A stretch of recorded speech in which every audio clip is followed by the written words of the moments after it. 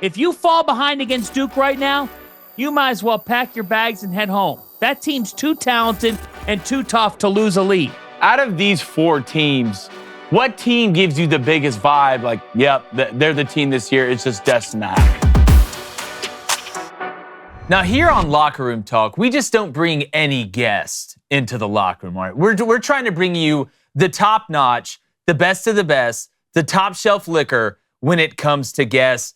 And we could think of nobody better on this Final Four. We're getting ready for this Final Four this weekend, and then obviously on a Monday in the National Championship. Then our guy you can catch college basketball on Fox, NBC Sports, Field of 68, John Fanta. We want Fanta today. John, what's up, buddy? What's going on? Hi, guys. It's great to be with you. It's Final Four week. Let's ride here. We got 4 number 1 seeds. It's a historic group. It really is.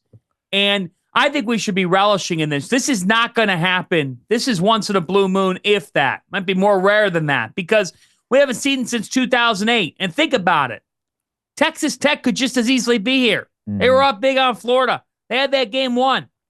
Ole Miss could have beaten Michigan State. And then who knows if they were to give Auburn more of a test. And anything can happen. And I know that this has been a tournament where we've seen the heavyweights flex, but that makes for a better Final Four. That's what we're in for here. You want to see the clash of the Titans, and that's what we get in San Antonio.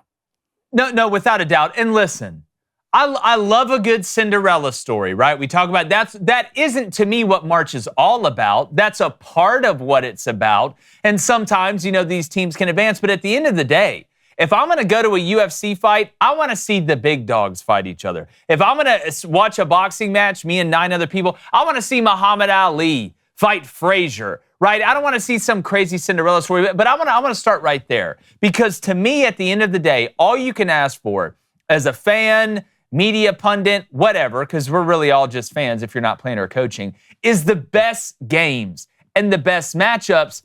And man, all of these teams, all 4 of them, you can make a good case for why they could win a national championship, and that doesn't always happen.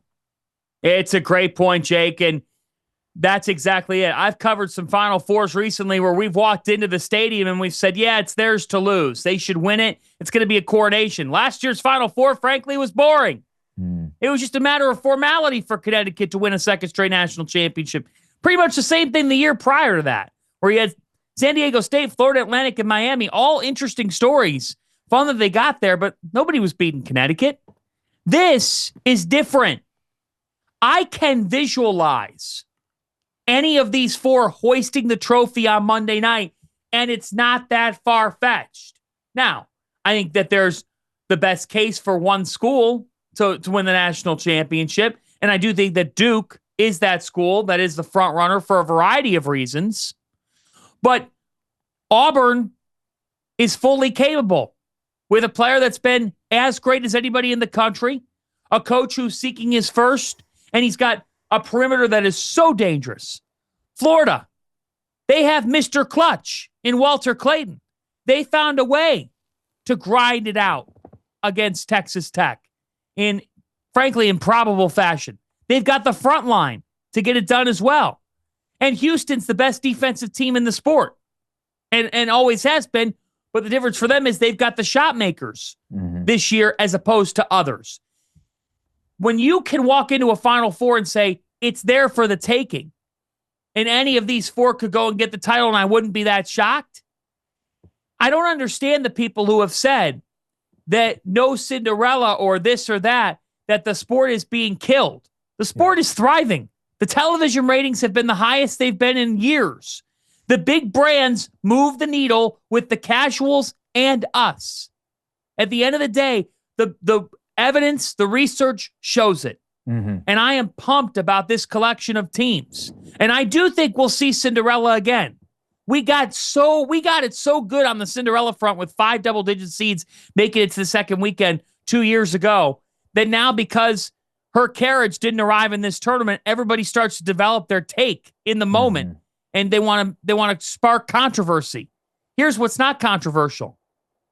In the history of the Ken Pom metric system, which started in 1996, these 4 teams would be in the top 10 of that metric all time. These 4 teams have a better overall efficiency rating than 21 of the last 22 national champions. Again, savor it. Yeah. Savor in this group. Yeah, it feels like the Avengers all got together and they're just going to end up fighting each other, which I think was one of the movies. I'm not 100% sure. John, we're going to talk about the individual games. Before I kick it to Cohen, I got to ask you a personal question. Obviously, I'm from Auburn, Alabama.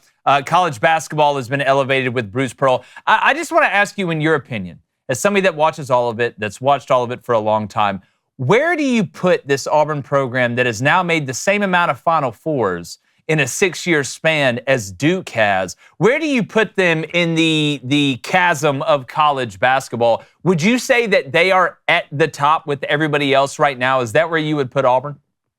100%. And that's because Bruce Pearl has built a monster of a program. What I love about Bruce, though, Jake, is that he's evolved. In his first 2 seasons, he went a combined 26-40.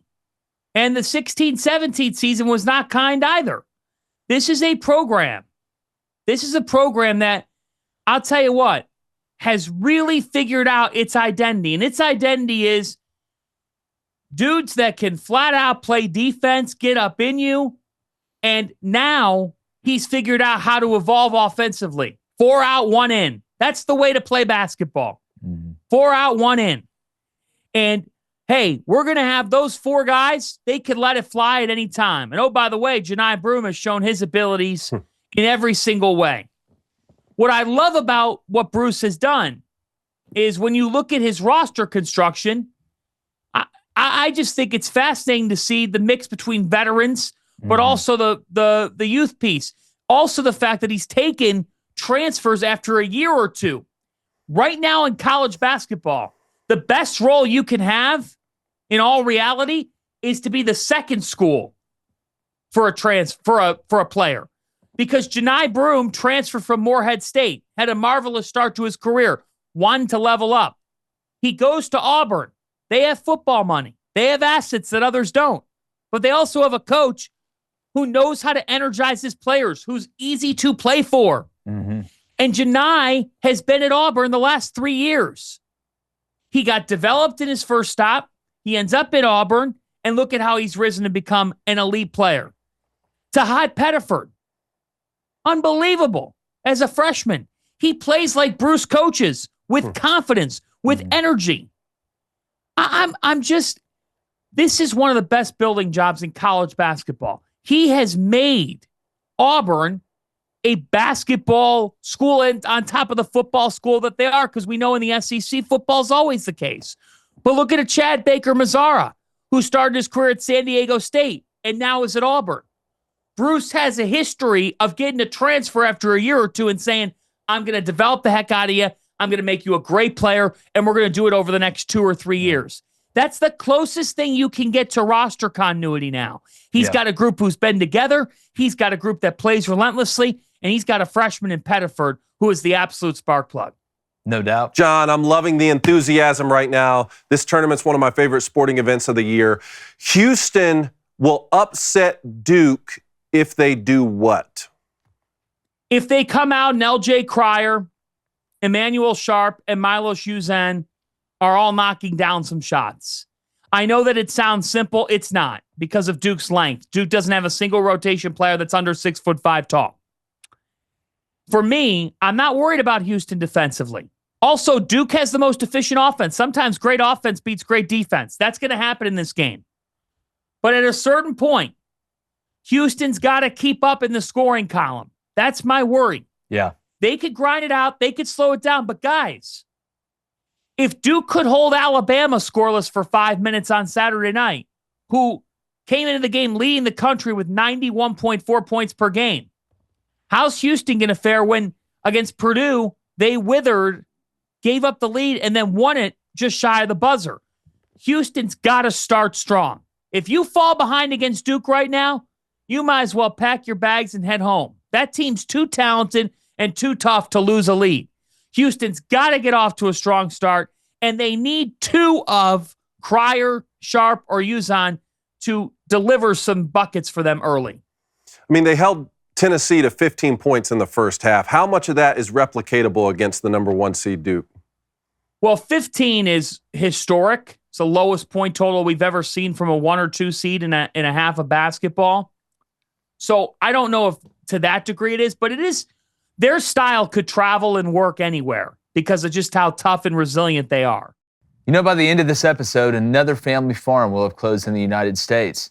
But you can spring into action right now by subscribing to Good Ranchers today to make a positive impact and support American farms, ranches, and families. If you're anything like us and prefer knowing your dinner wasn't shipped from the other side of the planet, now is the perfect time to check out the fantastic boxes at goodranchers.com. And here's the deal.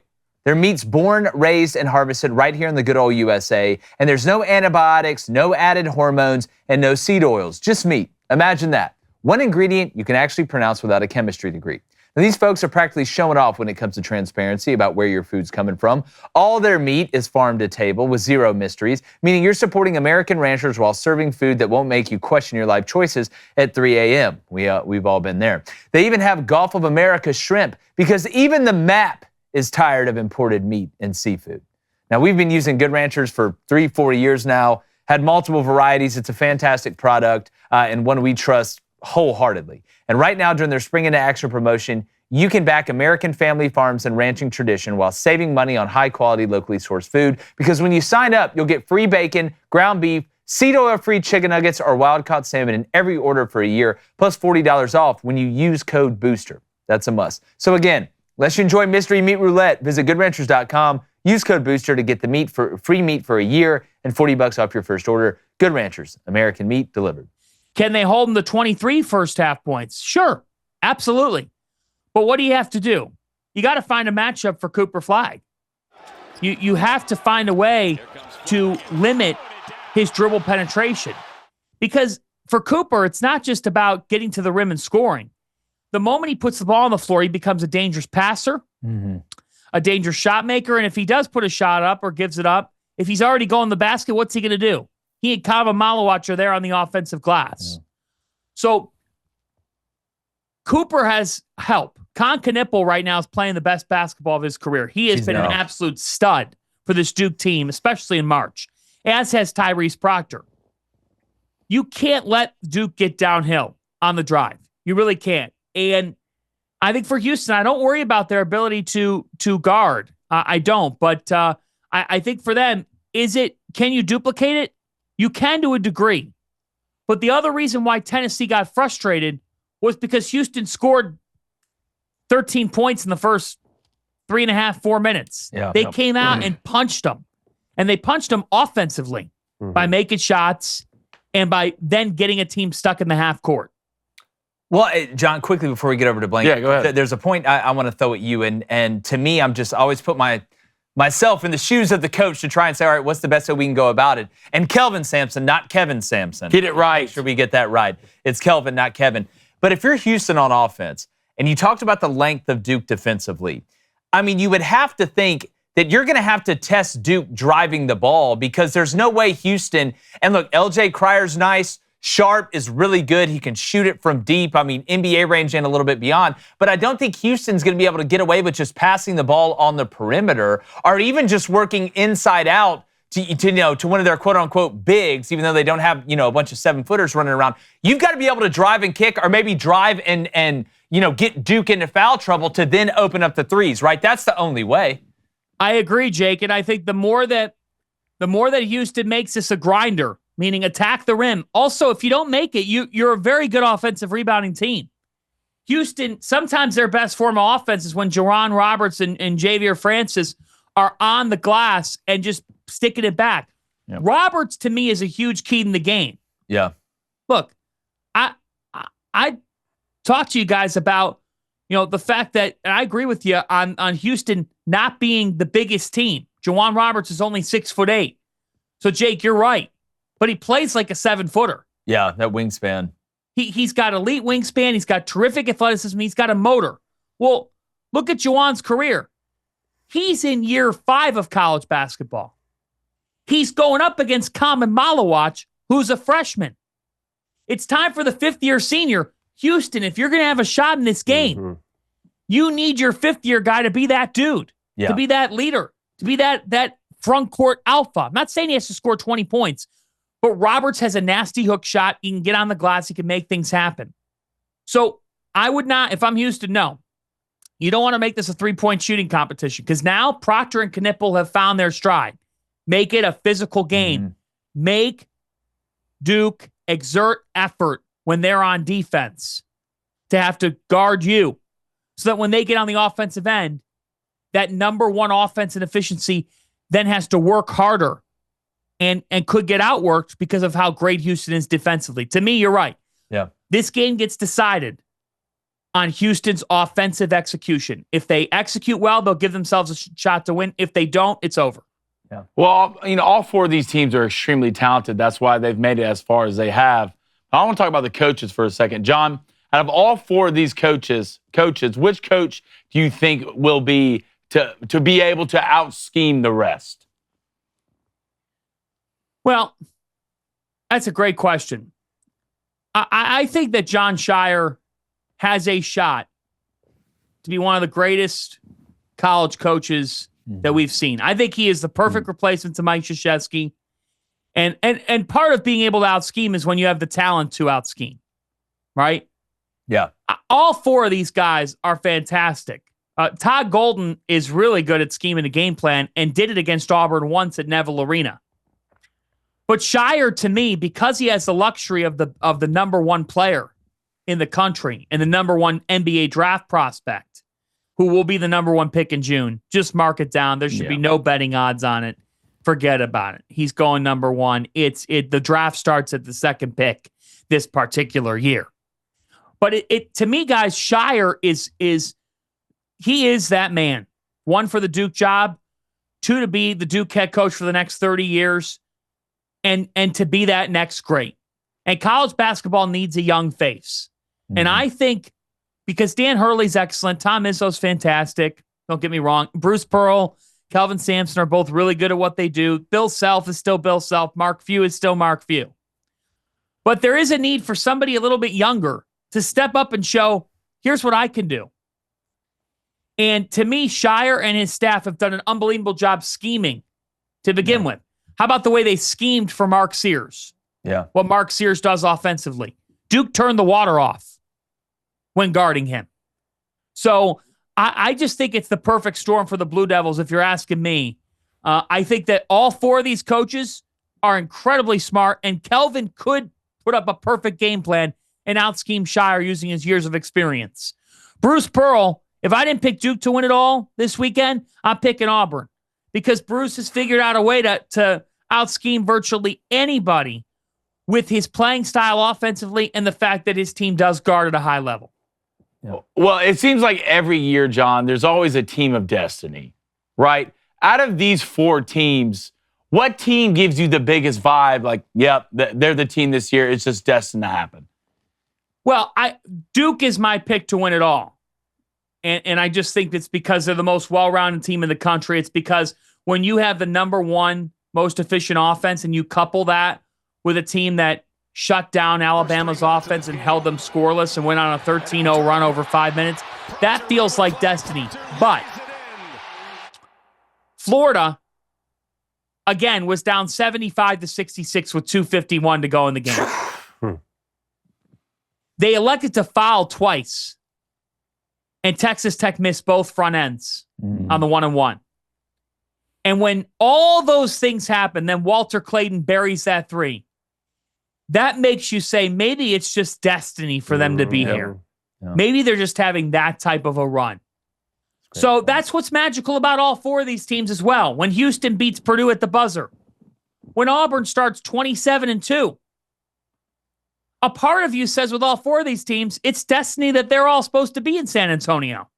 So I think Duke is the favorite. They should be. I do think there's a destiny element to Cooper Flagg capturing a title. He's this generational prospect.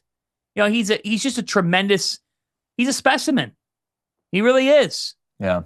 But I think what's interesting is Florida, the way that they came back, the way they rallied, that made it feel that way with them.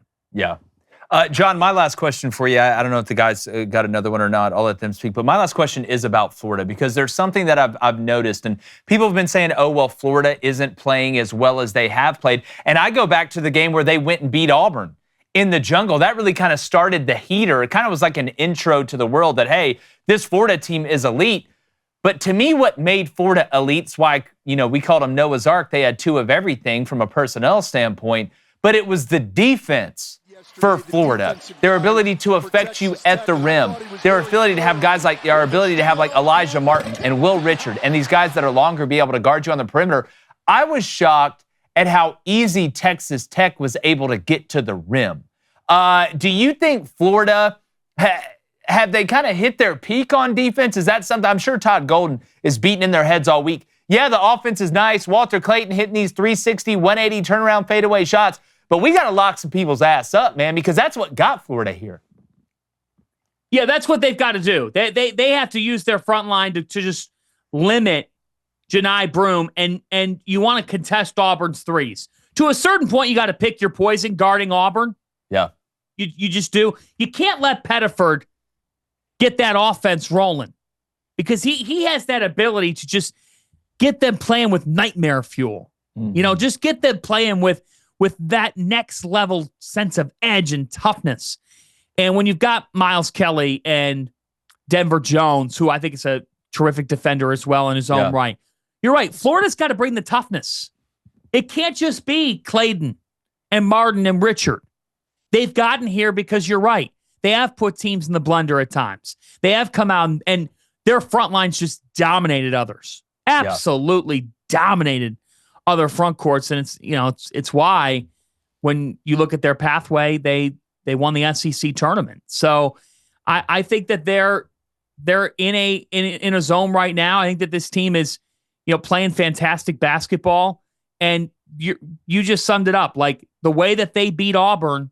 Remember, last time these two teams met was at Neville Arena, and Florida held Auburn to 7 threes, and they hit 13.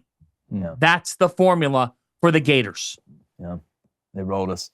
All right, boys, any parting shots for John? Thanks for joining us, man. Yeah, John, appreciate it, Can't brother. wait for this weekend. John, definitely, man. Again, Field of 68. You can catch him on college basketball on Fox and NBC Sports. Saw you on Barstool, too, a little bit earlier in the week. But, Fanta, man, we appreciate you coming on, and can't wait to talk to you after this is all over. Thanks so much for having me, guys. Great to join you as well. Love the show. And let's see what we're in for, Jake. I hope for your sake, baby. Those Auburn Tigers continue the magical run. There's no reason why they can't cut down the nets. Oh, without a doubt, especially since the Braves are already terrible. Let's go ahead and There was no reason to bring them up. I'm sorry, David. I have to watch Snow White this week, and I have to watch the Braves play. Yeah, that's exactly right. John Fanta, thanks so much, buddy. See you. You got it. Thanks, guys. All right. Make sure you subscribe for more great content here on Locker Room Talk.